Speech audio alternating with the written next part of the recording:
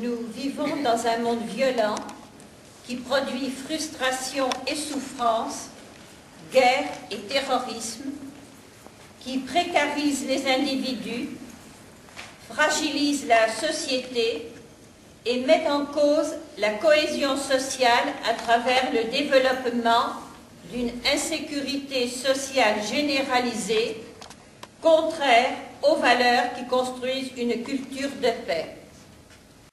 De plus, cette politique s'accompagne d'une politique sécuritaire qui tend vers la pénalisation de la pauvreté et la mise en cause des libertés publiques. La crise est une guerre contre les peuples. Trop souvent, elles ont ouvert le chemin des tensions et des guerres. Pour sortir de la crise, pour un monde moins violent et plus sûr, c'est la satisfaction des droits de tous à vivre dignement qui doit être notre boussole. La construction de la paix a des exigences. La sécurité ne se construit pas en accumulant les armes et les caméras. Cela impose une action résolue contre les attitudes hégémoniques ou néocolonialistes de certains États, relais des banques et autres capitalistes.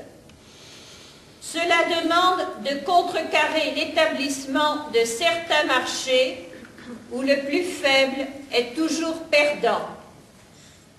Cela exige l'élaboration d'un nouvel ordre économique international fondé sur le droit et non sur la force, basé sur la coopération véritable, accomplissement des droits et satisfaction des besoins. Cette politique s'engage pour la paix comme valeur fondamentale de l'Union européenne. Que peut faire l'Europe? Beaucoup.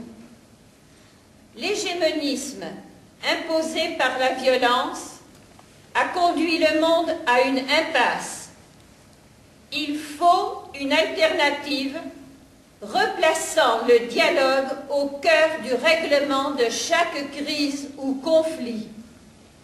L'Europe que nous voulons nécessite une orientation foncièrement différente de la politique de sécurité commune, se dégageant de l'élargissement de l'OTAN, du surarmement exigé par le traité de Lisbonne et de la tutelle des USA.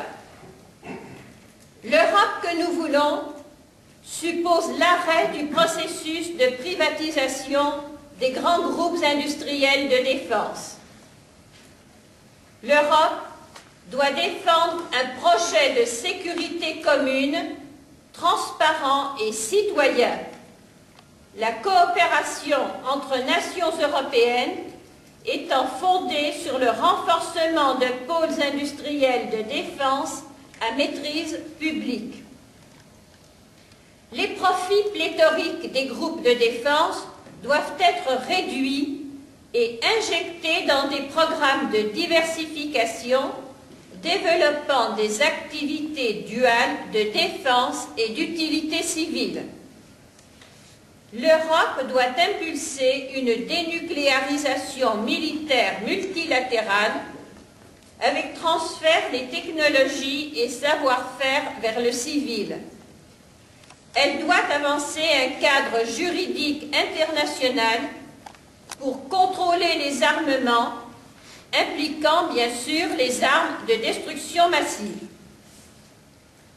Nous portons l'exigence d'une Europe démocratique, de paix, de solidarité et de justice pour tous, dans l'égalité des droits femmes-hommes et porteuse de coopération pour un développement durable et responsable avec les pays du Sud. L'Europe doit également être exemplaire dans le respect des droits fondamentaux et des libertés publiques. Elle doit jouer un rôle éminent dans la recherche de solutions pacifiques et négociées dans les conflits qui perdurent, tels que ceux du Proche et du Moyen-Orient. Nous voulons une Europe ouverte et solidaire. Le monde en a besoin et nous pensons que c'est possible. L'humanité est arrivée à un stade où il lui faut assurer la distribution des matières premières et des ressources énergétiques pour tous. Organiser la coopération entre les nations pour lutter contre le sous-développement. Pour maintenir leurs profits, les grands États multiplient leurs interventions armées pour s'accaparer les ressources des pays pauvres, écraser les peuples qui résistent. Les années récentes ont vu la détérioration des relations entre les États et le durcissement des conflits.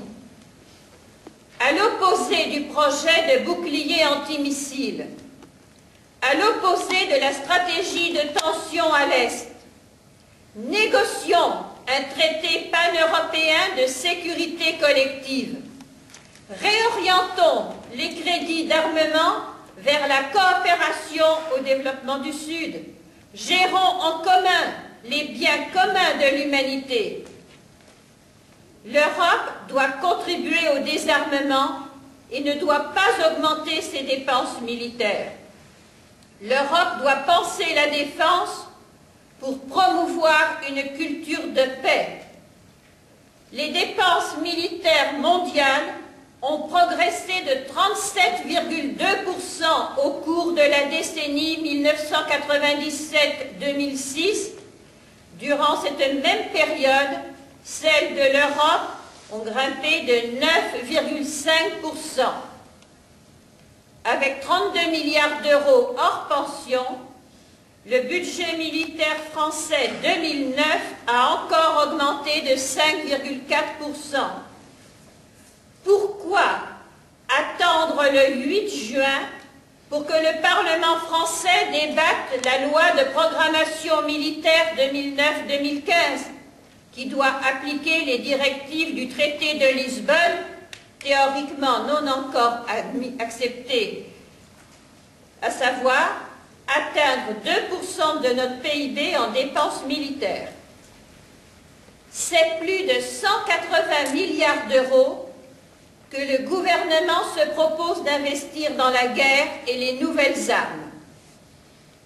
La chimère d'une sécurité fondée sur la capacité à détruire et également instrument de domination, avec ses dépenses, est un gouffre sans fond au regard des immenses besoins de l'humanité et des défis à affronter pour préserver la diversité du vivant et de l'environnement.